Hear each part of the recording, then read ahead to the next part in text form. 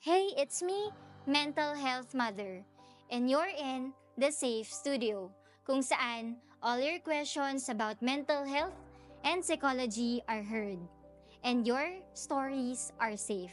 Ano nga ba ang depression?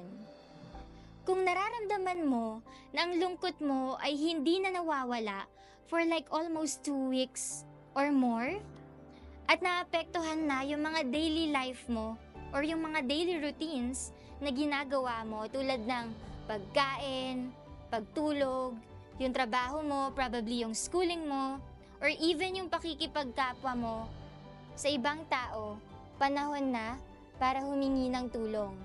Kapag may signs ng hopelessness, biglang pagbabago sa energy o behavior, o worst, may naisip ka ng gawin na saktan yung sarili mo, urgent na yan. May gamot ba sa depression?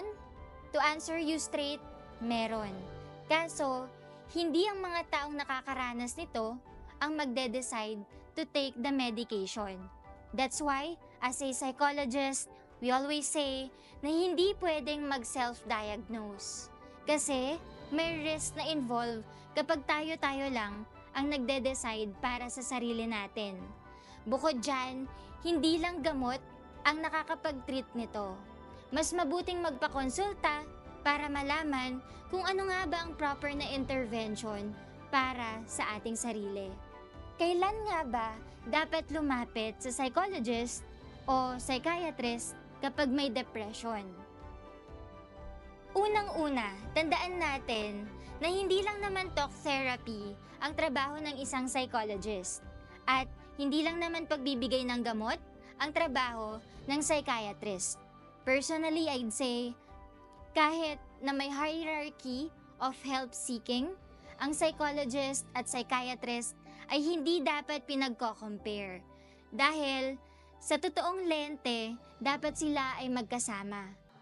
So sila dapat ay magka-partner para sa treatment care at para makapagbigay ng medication-assisted therapy na naayon para sa kanila. Pero maganda na alam natin ang roles nila para alam natin kung kailan tayo pwedeng pumunta sa kanila. Pwede kang magsimula sa psychologist para sa assessment, sa therapy, or probably para maintindihan mo ang iyong coping strategies na dapat mong i-apply. Pero kung napapansin mo naman na parang feeling mo biological na yung factor niya, pwede ka namang pumunta sa psychiatrist. Ito yung mga cases na feeling mo may mga imbalances na, lalong-lalo na sa iyong brain chemicals. So ano ang goal dito? Ang goal dito ay para magtulungan sila, yung psychologist, psychiatrist, at ikaw. So lahat kayo ay kailangan para sa holistic na treatment. Minsan, ang therapy sapat na. Pero may mga iba kasing cases na therapy at medication ang mas effective para sa kanila. Tandaan, lahat ng tanong ay valid.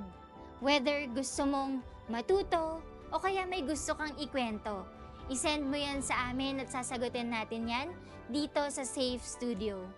Maraming salamat at don't forget to follow us.